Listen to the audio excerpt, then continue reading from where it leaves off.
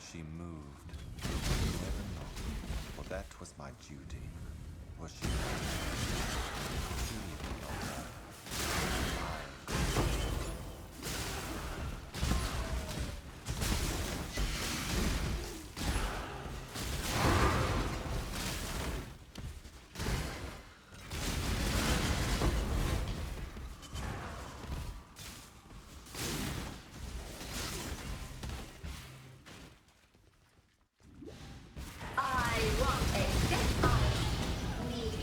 Hello, welcome Exiles to the update to the Tri-Attribute Stacker, and the update includes we're an Inquisitor now, because after playing the Jug, there was too many issues. Number one, we had a crit problem, and it was bad. Crit, aka damage, was not good, aka damage was not good. So that was a problem. Number two, our defensive layer, which I wanted to go for on the character, which was Divine Flesh in combination with the new Armor Mastery, I just couldn't really get enough Chaos Res on an attribute stacking character. I was pulling my character too thin to try to cap out Chaos Res, to try to force in Divine Flesh, which makes you lose more attributes, and there were just problems where I wasn't fully getting the defensive setup I wanted to, and it didn't really quite work out.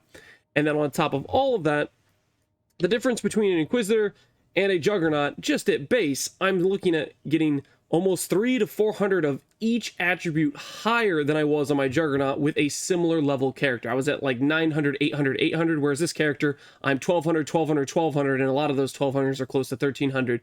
Simply put, the Juggernaut just had a lot harder time getting attributes because I had to stretch more to get specific things, whereas the Inquisitor, a lot of those things were solved just in my Ascendancy. Pen, don't have to worry about elemental stuff, which arguably, this has been weaker as there's been more sources of exposure, more sources of penetration, more sources of curses are better. But even in today's game, this is still very good on an attribute stacker where your tree is just so thin. It actually works out pretty nicely. On top of that, as a level 90 character on a Juggernaut, I didn't even have suppression in my build yet. And on this character, I'm suppression capped. So there were things where it's like I couldn't even quite get to things I wanted to get for the defensive kit. And I have them on an Inquisitor just because the tree, it just ends up playing out a lot nicer in my opinion. And then on top of all that, we even have better rage sustain because we were generating more rage per second with Pious Path on top of getting regen nodes here, which I did not have on the Juggernaut, which these, by the way, work with Calm Spirit. So if you have a bunch of regen, right now I have like 1,000 life regen per second. This thing actually gives me like 10k every 4 seconds in a big burst. It's not always going to matter, but there will be some instances where it saves you from death. And then on top of that, I also have another almost 1200 ES regen per second, which basically handles all the degens that would be annoying playing a character that doesn't have constant sustain due to playing with Calm Spirit. Calm Spirit with Inquisitor is one of my favorite setups. I love it, and it's just working really, really well. On top of all that, we get to go for items that are easier to acquire, like Sokowol's Nest, instead of some random Giga Chad crafted rare. This thing cost me, I think, 20C or 100C, something like that. I was a good roll, so I think I paid 100C for it. But point is, it was cheap in compared to the chest I made, which cost me like 20 divines in my own currency versus just getting this for 100C, 6-socketing it, corrupting it to 30 quality, and then finishing it off with some tainted fusings to get the links. And then on top of all that, Fractal Thoughts is also an amazing helmet, which is much, much cheaper than the rare helmet I made. That being said, I did get a little bit lucky last night on stream because there is a helmet called Glimpse of Chaos. Glimpse of Chaos has special corruptions. One of those special corruptions is socketed gems have 80% cost and reservation multiplier. I think this is the best implicit you can get for a corruption in the entire game. And Fractal Thoughts happens to share the same base, a Val Mask.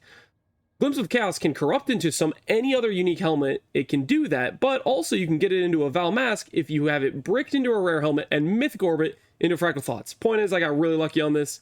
Most likely, this is not something that's going to be too acquirable, and if you're going to want to get something like this in your build, you're most likely going to either have to drop Haste, Grace, or Purity of Elements. Swap one of those for... You probably swap Haste for Flesh and Stone, or Purity of Elements if you can get enough res on your gear elsewhere. Stuff like that. This is a luxury upgrade, to be fair. Anyways, that is the idea of the character. We stretch around the entire tree, get a bunch of attributes, get Intimidate here, get some attack speed, get in one additional proj here, so that way we're shooting 5 proj, so we don't have a awkward dead space, because that's what happens when you have an uneven or even amount of projectiles. So that's why we went for the +1 here. Not to mention the attack speed is pretty good, considering attack speed is one of the only things Inquisitor lacks. That's the thing Jug had extra in droves, but when you start to compare the two, Inquisitor is just better across the board when you look at the big picture of what we could get out of everything. So this is the setup we're going for.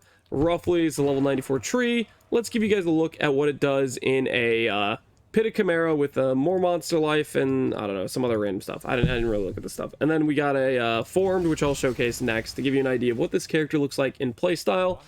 It's the same concept for scaling as every other tri-attribute stacker. You stack all 3 attributes. You get percent damage scaling for your lowest attribute, 2% per 5. So we have 1227.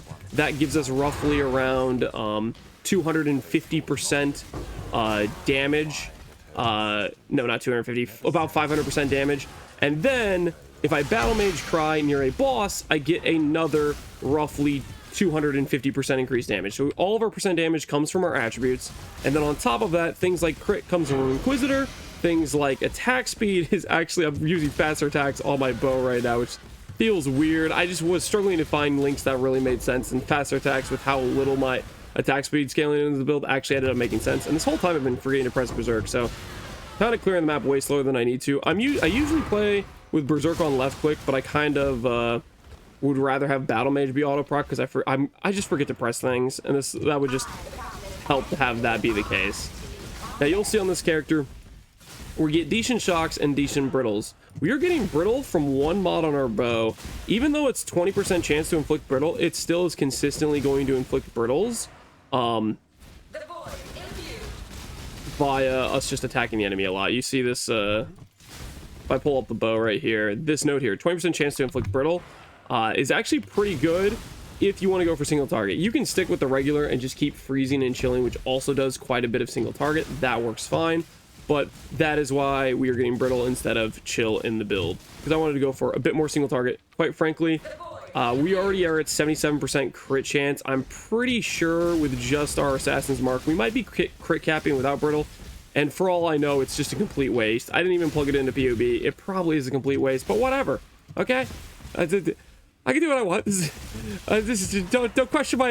Don't question my motives. I needed to get rid of the overwhelm fizz thing, okay? And brittle sounded like a good idea at the time, because that was back when I was still thinking I wanted to play a Juggernaut. Okay, so that's what it looks like to do a Chimera.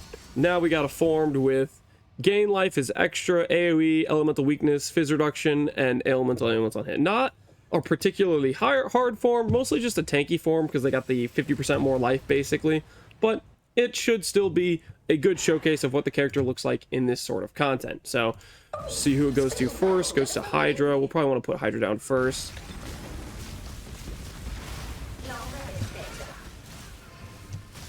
Fortunately, we could not kill Hydra. Is not ideal. Have to wait for Hydra to respawn. There's Hydra.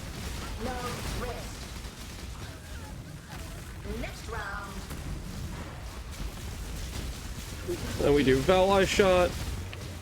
And Valai Shot's when you're really just raking the damage.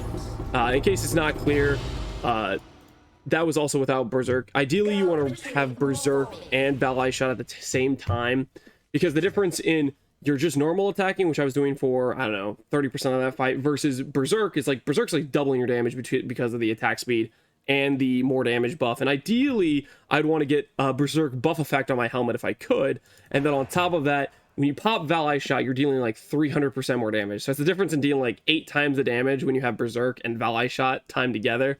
But it still is a matter of you'll just fight without Valai Shot, and once you get Valai Shot, just make sure you proc it and then just start just laying into the bosses and deleting them. So that is what the character looks like now that we have swapped to Inquisitor.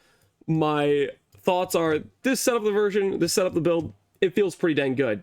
The version I had with Juggernaut just didn't deal enough damage, and it was way too inconsistent defensively. This character, although it doesn't have good fizz reduction, we do have good EHP. We have 7k, yeah, 7k EHP that they have to hit us through, which is that's a pretty big fizz hit. There's very few things in the game that hit that hard for fizz, just raw. And then on top of that, we have 30k evasion, along with we are blinding thanks to our Watcher's Eye, so they have to hit, they have an even worse chance to hit us. And then additionally, on top of all that, we do run with Ghost Shrouds or Ghost Dance, and we run with Full Suppress. So it ends up feeling pretty decent, along with our, like, I don't know, 1200 ES per second, and whenever every 4 seconds we occasionally get a basically 10k, our life goes straight back to full situation. So that is the setup with Inquisitor. I highly recommend this version over the other variant.